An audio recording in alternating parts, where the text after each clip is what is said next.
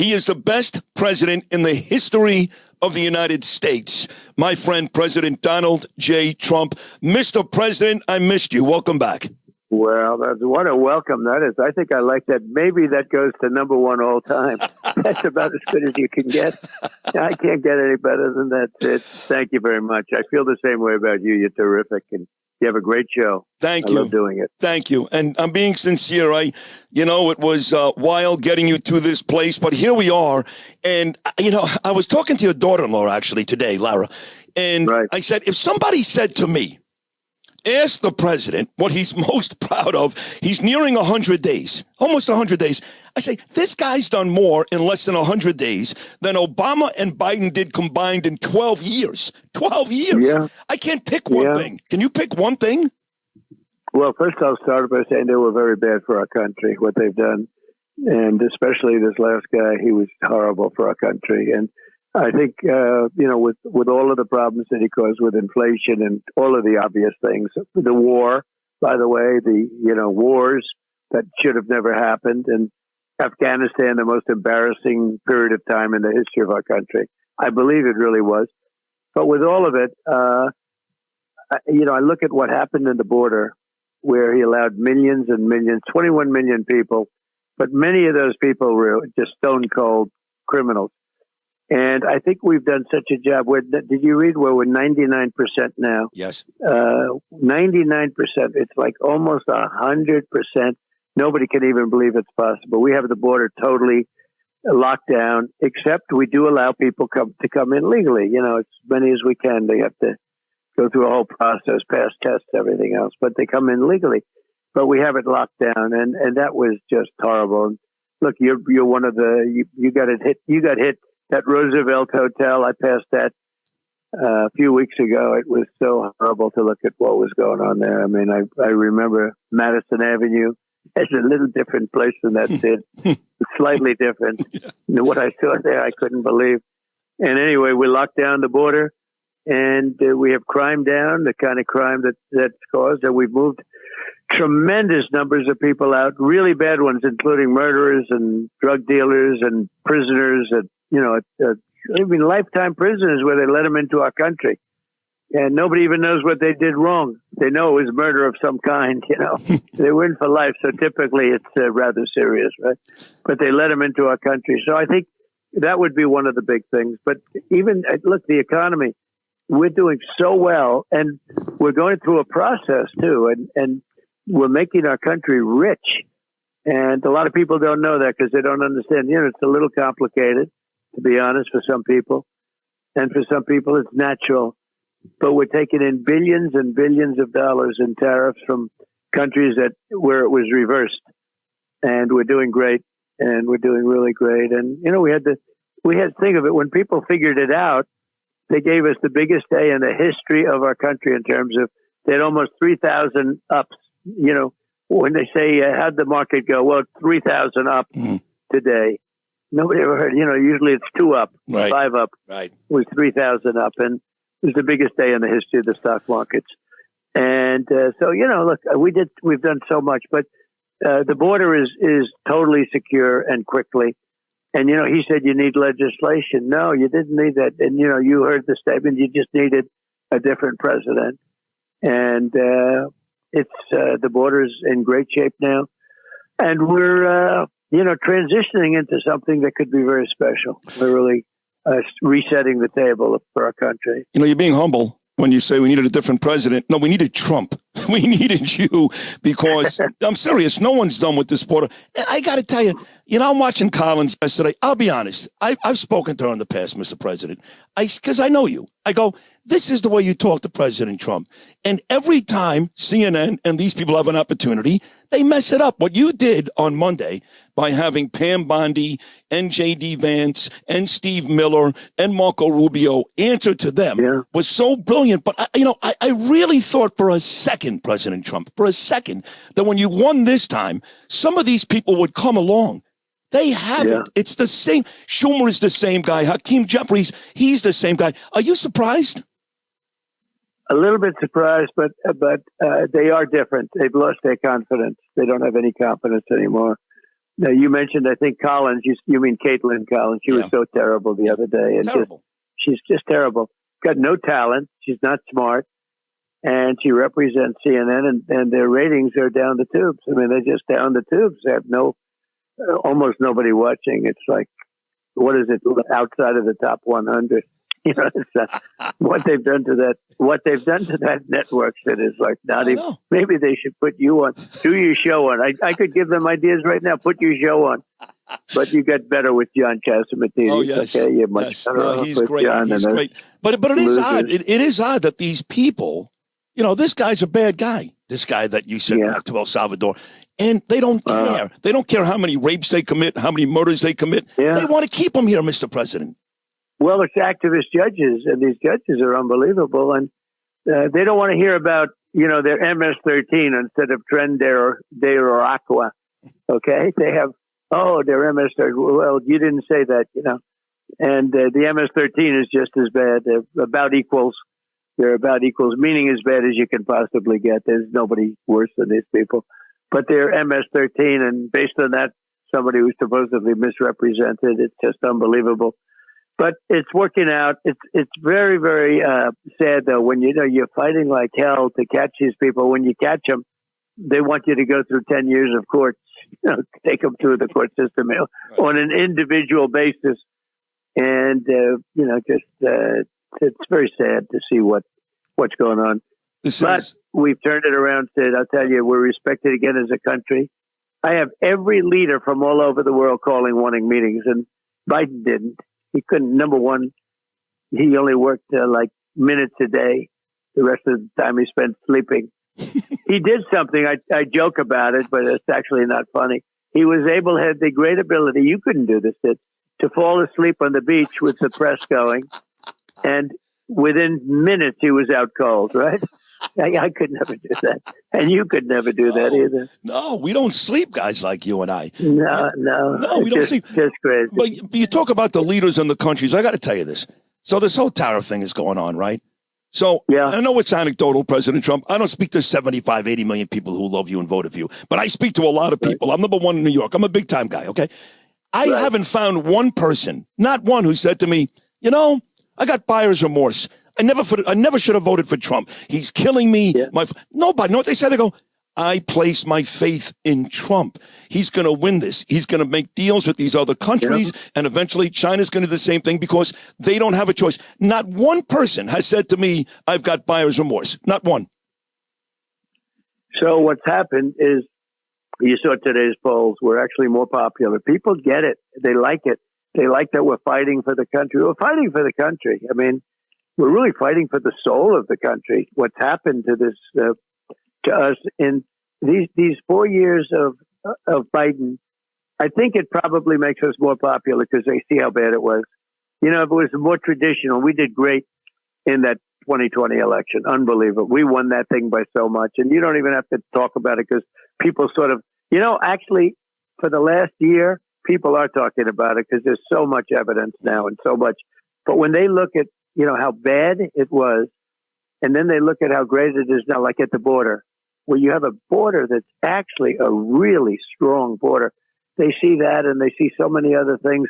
You know, we did so many executive order record numbers, and things like water coming out of the shower head, water coming out of the faucets, water going into your dishwasher that you were allowed to have like a quarter of a glass. And now you can have as much water as you want pouring over those dishes. You know, they'd press the button 10 times in the dishwasher. But so many things. A straw. I actually had to rule out the paper straws that were melting. If you had coffee, if you had anything, the damn thing would melt.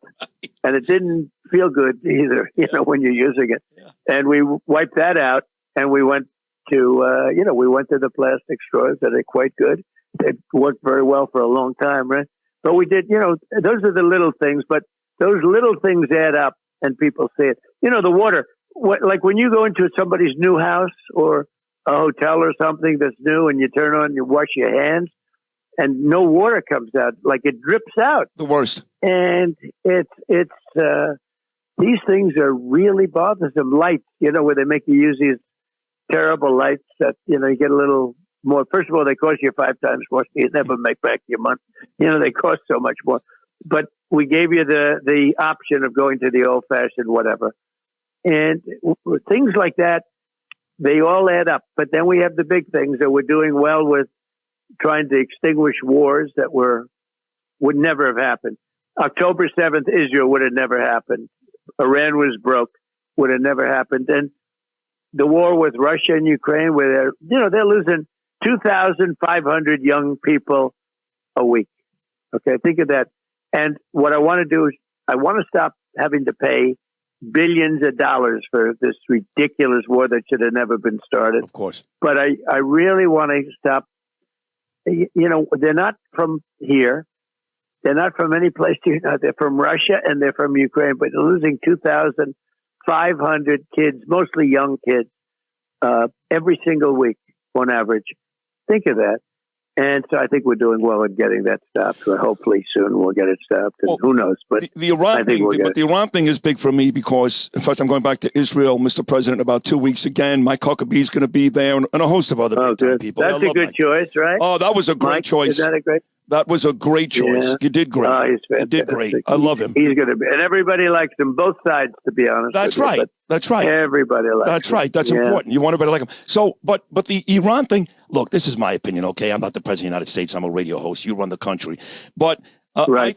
I think you're right. I think Iran is actually kind of, stepping very, very slowly. And I like to see Iran hurt a little. I like to see a little bit of hurt because I don't think they're going to come to the table with all seriousness until there's a little bit of hurt. A little bit. Yeah. Well, they're seeing what we're doing to the Houthis. Okay. Yeah. The Houthis are not feeling so good now. No. And, people have been after them for years. That's the group that likes blowing ships up. With a lot of people dying, going down as the ship goes down. That's an interesting group, but we've been hitting them for 30 days, and they are not feeling well. They're not feeling well. We haven't seen any ships go down recently, let's put it that way. No. But you have to hit. I understand what you mean. If we could solve it without what you're saying or suggesting, that'll be nice. We'll see what happens. It'll get solved one way or the other. Oh, I know that. The bottom line is, Sid, Iran cannot have a nuclear weapon. Right. That's the bottom line. Right. Very simple. I agree. Very simple. We talked about some of these other people that have not warmed up to you, but I have to say, President Trump, when you walk into the arena in Miami last Saturday for that UFC fight, well. And then I see the night before you're having dinner with Bill Maher. Bill Maher said some of the most horrible things about you for years. And you know what he says now? He goes, I sit with President Trump. It's more comfortable than Obama, than Clinton. I'll be honest with you. I think he really likes you. When you see that, I know that makes you happy. I always felt that. But, he's a really tremendous entertainer when you think of it. And we had a great time. We had a great evening. We were with Dana White and Kid Rock. And we had a great time. It was terrific, and he was very honest about it. He's a talented guy, good guy. He's a good guy, actually. It was, you don't know. You watch on television, but I saw deep down. I saw deep down just a little bit of a like toward Trump. You'd have to have a certain kind of a mind to think that. But deep down there, I said, "There's a liking." He certainly talks about me a lot, right? But no, we got along great. It was really a very nice evening. One more, I'll let you run. I say this all the time. Until you meet my friend President Trump, you have no idea how great he is. People talk about you. They've never met you. Even your biggest detractors, people that hate your guts, if they sat down with you for 15 minutes, they would love you. I'm telling you, that's an absolute truth. Last one, we got a big race here for mayor in New York. Obviously, Eric Adams, we know what's happened with him. Just so you know, Andrew Cuomo is not saying nice things about you, just in case somebody's telling you differently. Adams, don't forget, referred to himself as for 2.5 years as the Biden of Brooklyn. So there's a lot of people running in this race that I don't particularly like because they don't like you. And New York, as you just pointed out, Roosevelt Hotel, fancy parts of New York, doesn't look good. What are your thoughts on this mayor race? Well, it's very sad what's happened to New York. When I left, it was a hot place. And look, de Blasio was a disaster. Yeah. You know, when we talk about Harvard, de Blasio is paid a big salary. He was brought to Harvard to teach management, city management, municipal management. And give me a break. He was the worst. He was the worst mayor in the history of the city, and probably one of the worst mayors ever in history. And then you had the one from Chicago. She was also brought into Harvard. Oh. So you see what we're doing with Harvard. And this, in theory, doesn't have much to do with it. But how can they have professors like that and say it's good? You can't. I mean, say Harvard's good. Is Harvard really good? De Blasio was such a bad mayor. But so you see, it was starting to head south a little bit. But when I was there, it was still New York. Now we have to bring it back. So whoever wins, I'll be president, and I'll be working with them to try and save the city and bring it back. Yeah, I'd be, if I didn't mention the job you're doing with these universities from Columbia to Harvard. Yeah. At least Stefanik, I'm glad she went back to Congress. We need her much She's more. Well, I didn't want to take any chances. Yeah. I didn't want to take a chance. She's fantastic, by the way. So nice that she agreed to do that. But, she's very popular, but the people that would follow her, maybe bad things could happen, and we don't want to take any losses. Now we have a majority by 7. 7 is beautiful because for a while we were at 1. Can you imagine 1? Oh. And we lived with 1, and we did okay with 1. Yeah. But now we have 7. So 7's like when you get used to 1, 7 is like a big deal. Yeah. We hit the jackpot. And you mentioned the word beautiful on the way out here. We got to mention the great job that Mike Johnson did with your big, beautiful bill, Mr. President. That's a big deal. Well, it's getting close. It has another round to go. You know that, but it's hard to envision nobody doing. It would be, if we don't win, it'll be the biggest tax decrease ever, biggest tax cut ever. And if for some reason the Democrats can stop it, and it's only Democrats, if they stop it, it'll be the biggest tax increase in history by far. I would think that's not a very popular thing. So I think we're going to be in good shape. Mike Johnson is doing great. And I'll tell you something, John Thune is doing great. Yep. Both of them, they're doing great. They're doing a great job. They are, and they all follow your lead. I can't thank you enough. Every time you come on, Mr. President, it's a huge thrill. I mean, I love you as a person. I know you're the president, but I just think you're a terrific guy. And you come on this show, and you take a number 1 show to even bigger than number 1. So I can't thank you enough. I really can't.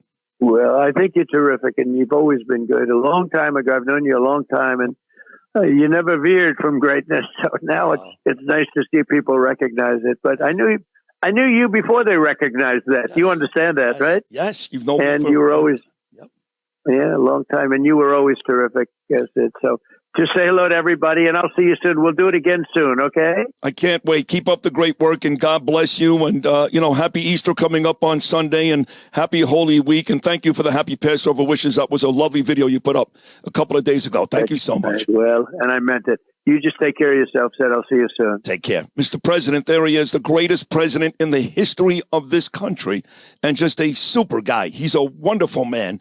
My friend, President Trump, will take a short break, and we'll be back on Sid and Friends in the Morning right after this.